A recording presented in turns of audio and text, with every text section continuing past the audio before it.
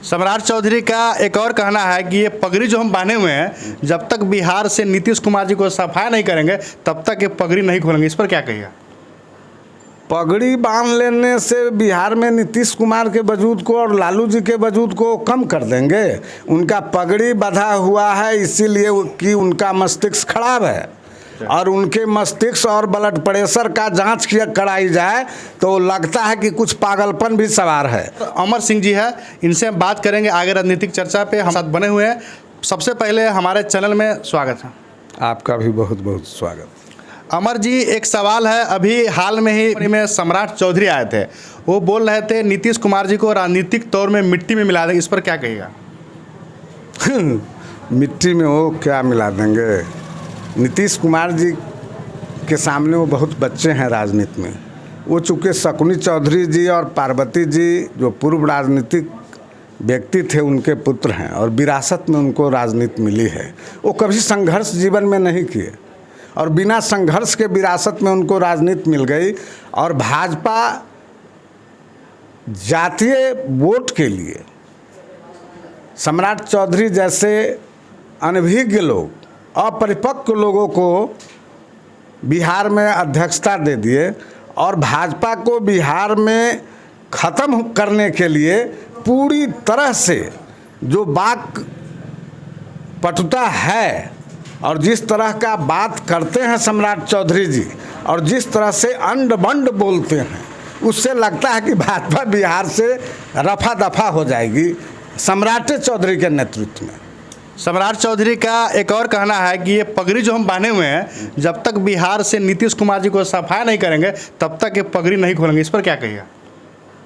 पगड़ी बांध लेने से बिहार में नीतीश कुमार के वजूद को और लालू जी के वजूद को कम कर देंगे। उनका पगड़ी बंधा हुआ है इसीलिए कि उनका मस्तिष्क खराब है, और उनके मस्तिष्क और ब्लड प्रेशर का जांच किया कराई जाए तो लगता है कि कुछ पागलपन भी सवार है। जिस तरह से शब्दों का वो प्रयोग करते हैं नीतीश जी और लालू जी के लिए, वो शब्द बर्दाश्त के काबिल नहीं है। फिर भी चूँकि वो शकुनी चौधरी के पुत्र हैं, पुराने मित्र के पुत्र हैं, इसलिए उन पर लोग उतना जवाब नहीं देते हैं। और नीतीश कुमार जी काम में विश्वास करते हैं, किसी का जवाब नहीं देते हैं। पगड़ी खोलना न खोलना उनकी बात है। पगड़ी नहीं खोलेंगे, स्नान करेंगे तो शैम्पू से नहाएंगे। अरे राजनीतिक पगड़ी है, वो मंच पर जाते हैं तो पगड़ी खोलते हैं। झूठ काफ़ी बोलते हैं, झूठ बोलते हैं वो भी, और झूठ बोलते हैं रामविलास जी के चिराग जी भी, और इधर उपेंद्र जी भी कुछ झूठ बोलने में माहिर हो गए। और ये सभी लोग भाजपा के एजेंट हैं और भाजपा के बी टीम हैं। जिस तरह से जन सुराज के प्रशांत किशोर भी घूम रहे हैं, वो भी बी टीम है। ये सभी बी टीम तैयार है, इसलिए कि जैसे पिछले चुनाव में सभी सीटों पर जहां जहां नीतीश कुमार जी के विधायक लड़ रहे थे, वहां वहां इन लोगों को वोट कटवा के रूप में खड़ा कराएंगे और वोट काट करके नीतीश कुमार को कमज़ोर करने की कोशिश करेंगे। लेकिन नीतीश कुमार राजनीति की वो हस्ती है कि कम सीट आने पर भी भाजपा को कह दिए कि आप अपना से मुख्यमंत्री बनाइए। भाजपा के ने कहा कि नहीं, आप ही मुख्यमंत्री होइए। आज भी नीतीश कुमार जी के साथ 43 सीट है, और अधिक सीट है ललटेन छाप तेजस्वी जी के साथ राजद का। फिर भी उनका सात निश्चय 2 पर काम हो रहा है, और मुख्यमंत्री नीतीश कुमार जी हैं। नीतीश कुमार जी को बिहार से उनके सर्वांगीण विकास को जो व्यक्ति देख लिया है, उनके कार्यों को जो देख लिया है, वो भुलाएंगे नहीं। आपको पता होगा कि 15 अगस्त को उन्होंने बोला है कि 10 लाख रोजगार दूंगा, और रोजगार आंतरिक संसाधन से और बाह्य व्यवस्था से 10 लाख रोजगार बिहारियों को मिलने जा रहा है। और जो हमारे स्किल्ड बिहारी बाहर में काम कर रहे हैं, उन सबको कॉल फॉर हो रहा है कि आप आइए, आप स्किल्ड हैं, बिहार में काम करिए, बाहर जाने की ज़रूरत नहीं है। नीतीश कुमार को वो पगड़ी क्या बांधते हैं, वो ड्रामा करते हैं। स्टेज पर उनका आव भाव बोलचाल ऐसा लगता है जैसे वो बहुत बड़े बाहुबली हो और दबंग हो, चुटकी में मसला जाएंगे। सम्राट चौधरी, उनको पता नहीं है कि बाहुबली आनंद मोहन सिंह निकल गया है, और सभी वर्गों का वोट आनंद मोहन सिंह के साथ है। और आनंद मोहन सिंह जिस तरह से भ्रमण कर रहे हैं बिहार में, और जिस तरह से सम्राट चौधरी बोल रहे हैं, उनको मुंह तोड़ जवाब मिलेगा। और सम्राट चौधरी अपने भाजपा को बिहार से निश्चित रूप से समाप्त कर लेंगे, मैं आपको आज कह देता हूँ। आगे सर आपका जदयू का रणनीति क्या है बिहार में? देखिए, जदयू कार्यक्रमों की पार्टी है और जदयू प्रायः कार्यक्रम लेकर के ही जनता के बीच जाती है। अभी 1 अगस्त से हमारा कार्यक्रम था, जो कार्यक्रम जिला स्तर पर, प्रखंड स्तर पर चला है, और 15 अगस्त के दिन हर जगह जहां पर हमारे दलित भाई है, वहां के दलित बुजुर्ग भाई से झंडा फहराया गया और एक संदेश दिया गया कि समाज में जो सबसे अंतिम व्यक्ति है उसको कैसे सबसे आगे लाना है। और 15 अगस्त से लेकर के 31 अगस्त तक हर पंचायत में हमारी बैठक हो रही है, संवाद और सद्भाव की चर्चा वहाँ हो रही है, और पार्टी में जो हमारे युवा लोग हैं, जो हमारे कार्यकर्ता हैं, जो कर्मठ हैं, उनको सक्रिय किया जा रहा है, और पंचायत से लेकर के बूथ स्तर तक हमारा कार्यक्रम संवाद और सद्भाव चल रहा है।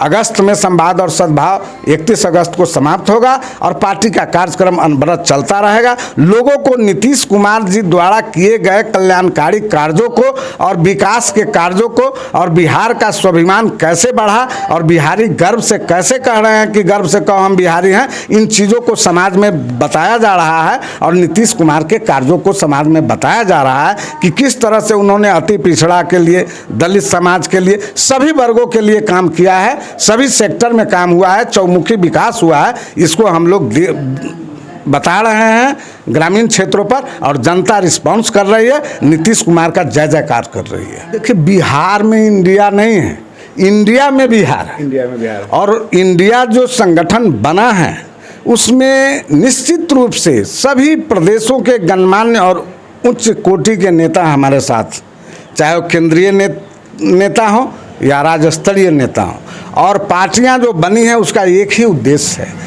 कि देश में शांति, सद्भाव और विकास की गाड़ी कैसे तीव्र गति से चलेगी, देश का सम्मान, मान, मर्यादा, विश्व के पटल पर भारत का जो नाम है वो किस तरह से आगे बढ़ेगा, देश में शांति व्यवस्था किस तरह से कायम हो, इसके लिए इंडिया बना है। और राजनीतिक रूप से वैसे राजनीतिक पार्टियों को धाराशायी करना है जो देश में शांति और सद्भाव खत्म करना चाहते हैं, धार्मिक उन्माद पैदा कर, कभी कुछ स्ट्राइक कर।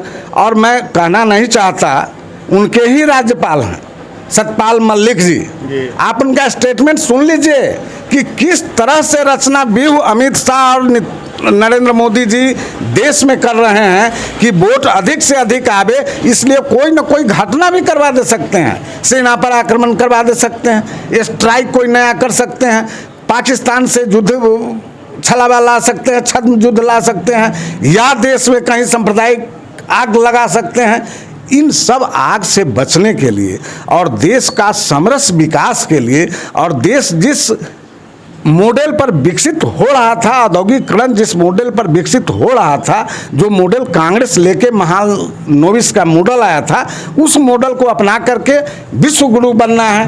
कहाँ गया नरेंद्र मोदी जी का 100 स्मार्ट सिटी, कहाँ गया बुलेट ट्रेन, और कहाँ गया रोजगार, और कहाँ गई महंगाई?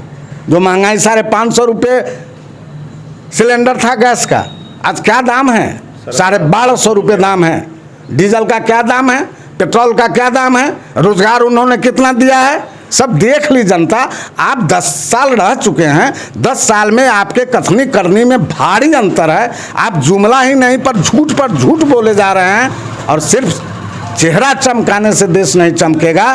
देश चमकाने के लिए पसीना बहाना पड़ता है, मेहनत करना पड़ता है, न कि चेहरा चमकाना पड़ता है। नरेंद्र मोदी जी के प्रति हम सबों का विश्वास था, हम सब उनके साथ मिल करके उनके हाथ में बागडोर दिया, लेकिन उन्होंने देश को बढ़ाने के बदले देश का सर विश्व में नीचा करने का दिखाया। इसलिए इंडिया बना है, और इंडिया का नेता हर राज्यों में है, और हर राज्य से इनको पटकनी मिलेगी, और इस बार ये अल्पमत में आएगा और एनडीए सत्ता से जाएगा, और लाल किला पर 15 अगस्त में जो इनका सपना है झंडा फहराने का, वो चकनाचूर हो जाएगा। बहुत अच्छा, हमारे साथ थे प्रोफेसर अमर सिंह। इनके बातों से आप कितना सहमत है कमेंट बॉक्स में कमेंट जरूर कीजिएगा। तब तक के लिए बने रहे हमारे साथ, धन्यवाद।